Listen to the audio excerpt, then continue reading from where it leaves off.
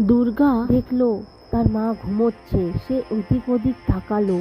সে সাহসে ভর করে এগিয়ে গেল, পা টিপে টিপে। তার সারা গা ছমছম করছে। সে জানলার কাছে গিয়ে দেখলো নীল আলোটা শূন্যে ভাসছে আর তাকে ডাকছে। দুর্গা যেন তার মায়ের চোখে দেখতে পেল দূর বনে সেই গাছ, সেই রহস্যময় গাছ। নীল আলোটা সেই রহস্যময় গাছের মধ্যে মিলিয়ে গেল। দুর্গা খুব ভয় পেয়ে গেল। ও মা গো, এই বলে সে ছুটতে ছুটতে ছুটতে ছুটতে তার মায়ের কাছে চলে যায়। চারিদিক নিস্তব্ধ, নিঝুম। দুর্গা উঠে গিয়ে মায়ের পাশে শুয়ে পড়ে, চোখ টিপে বন্ধ করে। সে প্রচণ্ড ভয় পেয়েছে, ভয়ে তার হাত পা কাঁপছে।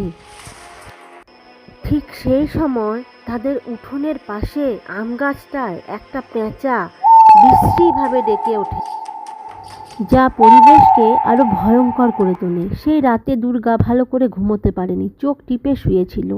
পরের দিন সকালে সূর্যের আলো পাতাঝরা গ্রামের ওপর পড়ে। ধানক্ষেতগুলো সোনালি হয়ে ওঠে। পাখিরা গান গাইতে শুরু করে। পাতাঝরা গ্রাম আস্তে আস্তে জেগে ওঠে। রাতের অন্ধকার দূর হয়। এদিকে সকালবেলায় হরিপদ উঠোনে বসে চা খাচ্ছে আর অন্নপূর্ণা ঝাড় দিচ্ছে, শুকনো পাতা জড়ো করছে। চাটা বেশ ভালো হয়েছে, মাথাটা ভারী ভারী লাগছিল। ছাড়লো, নাও খাও।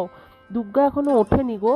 আর এদিকে দুর্গা চোখ খুলতেই ভয়ে ভয়ে মা মা বাবা বাবা ঘর থেকে দৌড়ে উঠোনে এসে পৌঁছালো। বাবা বাবা বাবা। কিরে দুর্গা, তোর মুখ এরকম লাগছে কেন? ফ্যাকাশে কি হয়েছে? বস মা বস, কি হয়েছে? তোর মুখ এমন ফ্যাকাশে লাগছে কেন? কি হয়েছে রে মা?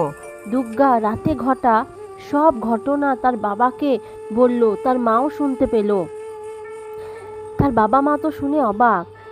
তার বাবা ঘটনাটা শুনে হেসে উড়িয়ে দিল। ও কিছু না রে, তুই স্বপ্ন দেখেছিস মনে হয়। কিন্তু তার মা একটু গম্ভীর হয়ে রইল। না বাবা, আমি স্বপ্ন দেখিনি।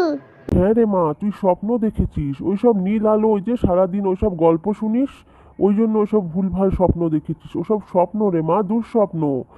ওসব নিয়ে ভাবিস না তুই, ঠিক আছে? হ্যাঁ দুর্গা, তুই ওইসব নিয়ে ভাবিস না, ওইসব দুঃস্বপ্নই। আর শোন, ওরকম স্বপ্ন দেখলে রাতে ঠাকুরের নাম নিবি আর আমাকে বলবি।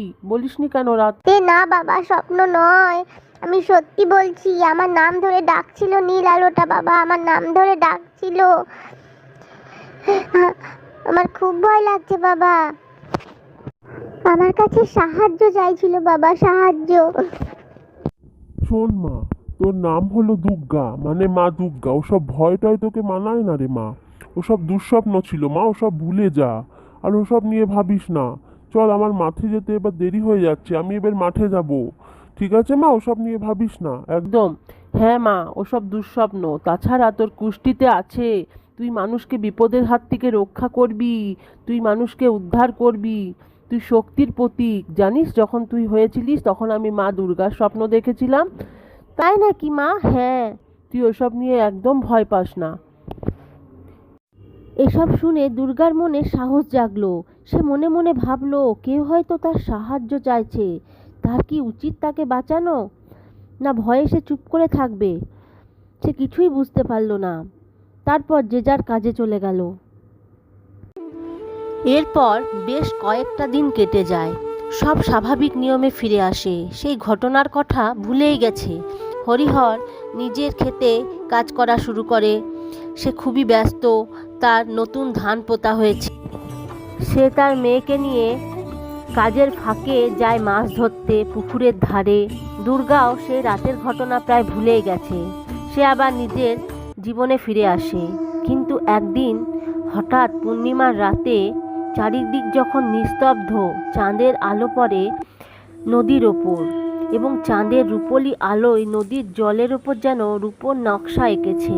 এমন সময় দুর্গাদের উঠোনের আম গাছে বসে থাকা পেঁচাটা মাঝরাতে বিশ্রীভাবে ডেকে ওঠে। পেঁচার ডাক রাতের নীরবতাকে ভেঙে দেয়। দুর্গা তখন তার মায়ের সঙ্গে অঘোরে ঘুমাচ্ছে, কিন্তু হঠাৎ ভেঙে যায় দুর্গার ঘুম। কে যেন তাকে আবারও ডাকছে। সেই নীল আলোর আগমন ঘটেছে আবার। দুর্গা, এসো আমার সাথে, কে ডাকছে?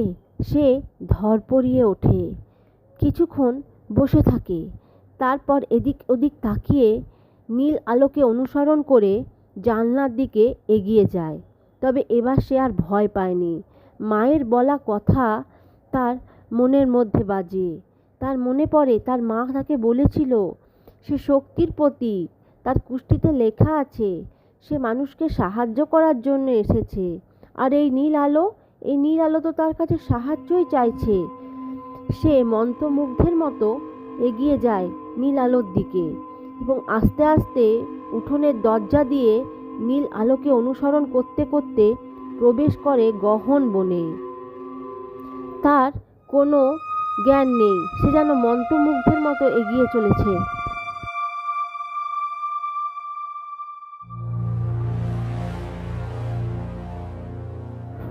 কত রাস্তা যে সে পেরোলো আর কতক্ষণ যে সে এরকম অবস্থায় এগিয়ে চলেছে তা তার কিছুই মনে নেই।